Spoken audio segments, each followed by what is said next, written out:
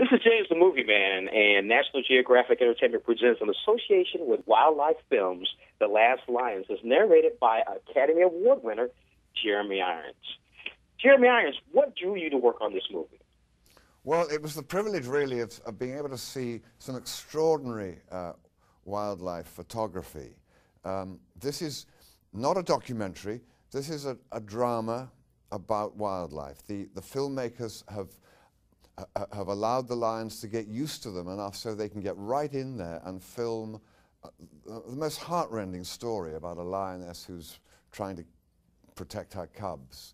And this is in an area where lions, 50 years ago there were 450,000 of them, and today there are 20,000 of them. They're dying out, and the money, the profits, if there are any, and I hope there are, from this movie will go towards the Big Cat Initiative, which will help draw the world's attention to the problems. There were 600 lion skins imported to America last year. Lions are not on the endangered species in this country.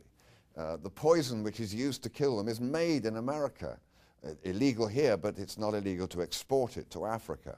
So there's an awful lot we can do, and not only will the money go back to this project, but if any audience members care to, they can Google www.causeanuproar.org and see how they can help, whether it's sending a few dollars or getting involved in the problem and pressurizing their congressman or whatever. But it's a very important film, and also a wonderful family film. I mean, I wouldn't take any child maybe under the age of about 11 because it pulls no punches. It's not soft, cuddly Disney World. It's the real thing, and heartbreaking nevertheless. So it's interesting. I didn't know that the big cats were actually in trouble in Africa. I didn't know that was going on. Yeah.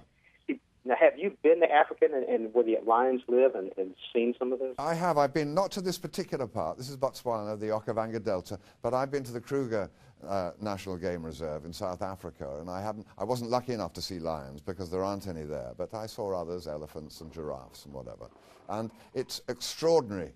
You realize that this is an absolute jewel, these areas where one is privileged to see these wild animals, and we have to really protect these areas. Man is encroaching everywhere, wants to, and there are only a few magical places left like this, and we must guard them. It sounds like you have a real passion for this. Well, I care about the best that is left in the world. There's an awful lot of the worst that we're doing, but the best that's there, I think, we must take care of that. The natural habitats, the natural animals. If our children's children just once talk about the wild animals that used to walk the earth as we talk about dinosaurs that used to walk the earth, it'll be sad. It'll be a lesser place. Yes, it would be, definitely. Is this one of the reasons that brought you to working on this movie? Is your passion for this? Yeah, I think so. I mean, as an actor, I'm lucky enough to be able to do lots of things, to become involved in lots of areas. And when I see the talent of these filmmakers, anything I can do to get that film out there to an audience, because we know it's hard, there's a lot of competition in the cinemas. And this is really the first wildlife movie since March of the Penguins, which has filmed real wildlife without any setup and any tricks. And it's a privilege to be able to see it. What's interesting, speaking of acting, what's next for you?